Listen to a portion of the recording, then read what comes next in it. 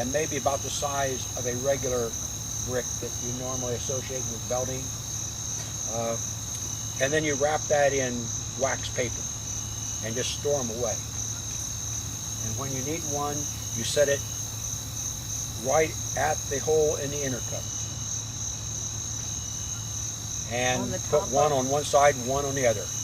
Below the inner cover or on top of it? On top of the inner cover. Okay. Right around the inner cover hole. Right. You will need a hole in your inner cover, because what will happen is the bees will come up through the inner cover and they will feed around that hole. And believe it or not,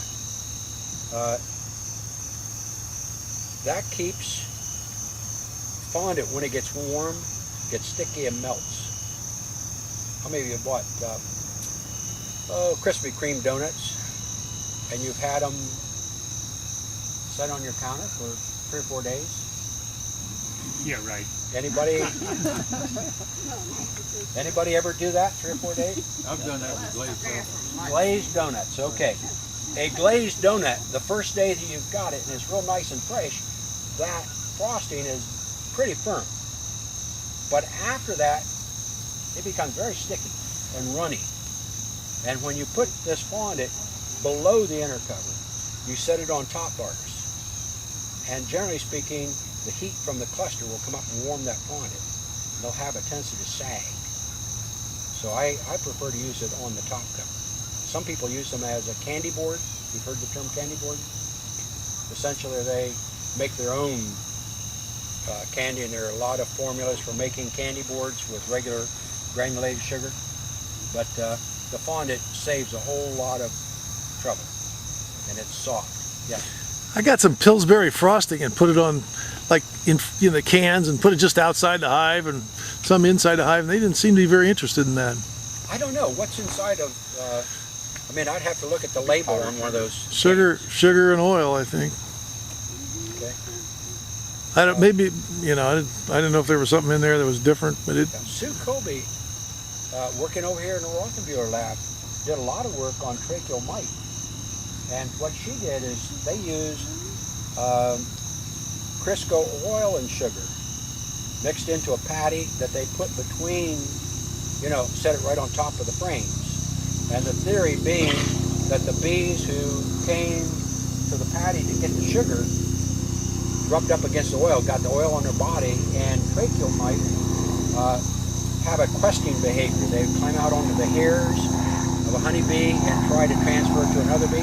They didn't want anything to do with it because they had oil on their body. So, I don't know where the oil would stop them from wanting to take that sugar.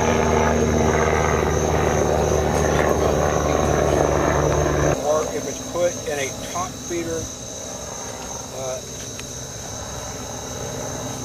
can be taken down. The bees will take that down. But not after it gets cold, they won't take it. After it gets cold, they will take it. Really? The only problem is you're introducing moisture into the hive, which they've got to get rid of. Yep. That's the reason why I would recommend fondant. With fondant, you don't have to worry about that moisture problem so much. Okay? Will they stop taking the sugar water when they've got enough? When bees have enough to sugar 20. water, you should be able to tell, because they'll reduce the amount that they're taking. They're up to 20 pounds of sugar a week. Yeah. We're feeding them twice a week, 10 pounds. Are they each producing a time. lot of brood? They seem to be multiplying quite quickly. We haven't Okay. really looked in the box. Sugar the last water few stimulates bees, and this is the bad thing about feeding a broody colony. Bees that are real broody, they raise brood. Mm-hmm. As long as there's food coming in that hive, they will use that to produce more bees, and they'll store less of it into the cells. So maybe we should stop using the honeybee healthy? Or just cut back on the... Just cut back on what you're feeding. Okay. And then after they've reduced, it's gotten colder, then resume feeding. If they don't have enough honey in the hive. Okay. We haven't hefted it yet. We've been on such a short schedule. It's quick to get the food in before it's It doesn't take very much time to heft a hive. All we got to do is reach down and pick it up. Okay. If it is heavy, you've fed enough and they've been using it. But 20 pounds of sugar. I've got an interesting story to tell you. Then I'm going to quit. There was a case in Michigan where a honeypacker was both a honeypacker and a beekeeper. Had operations in Michigan and Florida. And he bought a huge amount of corn syrup. Huge amount. And of course, the government has standards on honey. It should not be adulterated. And when they did some checks of this person's honey, they found adulterated honey, meaning primarily that honey had been mixed with corn syrup. Now, corn syrup was selling for 11, 12 cents a pound. Honey was selling for 75 cents a pound or so. And if you can kind of read between the lines, it'd be nice if you could buy corn syrup for 11, 12 cents a pound and sell for 75 cents a pound. Right? And to do that, all you've got to do is every now and then, if you've got a big packing facility, just dump a barrel of corn syrup into your batch, have it all mixed up, and then begin to bottle it. And you've got honey and corn syrup mixed together. And so they took him to court because what they were showing primarily is he had a large amount of corn syrup that he bought, and of course he was selling honey. So what happened to all this corn syrup that was no longer in stock? How did he use that corn syrup? They claimed that they were able to feed over 300 pounds of corn syrup per hive a year. That's what their claim was. And do you know what? They were not found guilty. They claimed that the honey that they had checked, when they went to the store and bought the contaminated honey, actually was Chinese honey that they bought from somebody else. And they used that Chinese honey. Of course, they didn't know whether it was contaminated. And so nobody could actually prove that they dumped corn syrup into the honey that they themselves produced. And so they essentially dodged the bullet, so to speak. And the government couldn't prove otherwise. But can you imagine that? 300 pounds of honey per hive feed for the year? That's a half a drum of corn syrup. 1/2 a drum.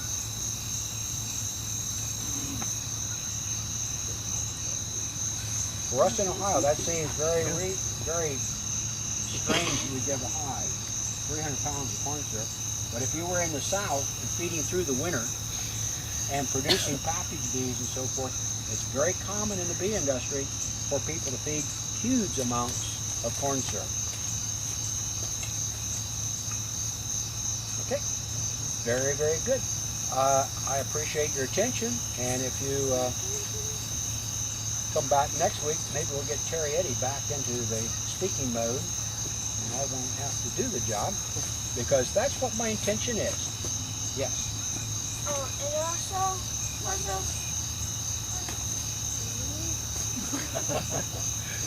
Are we going to feed the bees tonight? I think you're ready, aren't you? Yep. Okay. Fish them later? Do you use the inner cover when you put the high top feeder, or you leave it off? Yeah. Split it between the two sides, or no? Well, It doesn't matter. And that one has the inner cover off. Yeah. I have a high top feeder. I have 3 of those top feeders, and one of them fits really good on the honey to get any dead bees, and the other 2, it's like... That's the problem with these Smell like honeybee healthy for a week now. That stuff is... I love the way that stuff smells. Here, you need some more here? Yeah, just sticky on my Wait a hand. minute. How much do we have left? I have a half a gallon. I got about a half gallon here. Put some in there, and then we got 2 feeders here to put in. Okay. Oh, now that's the way it's supposed to be, where they just are in on the inside. Yes. Okay, now this is to stop them from getting in from the outside. Yeah. In theory? How are they In getting theory. from the outside? That's right. How come your cover didn't do that? We don't know. I don't know, but that's the problem that I have with both of my hive top feeders. If I have that screen on, the bees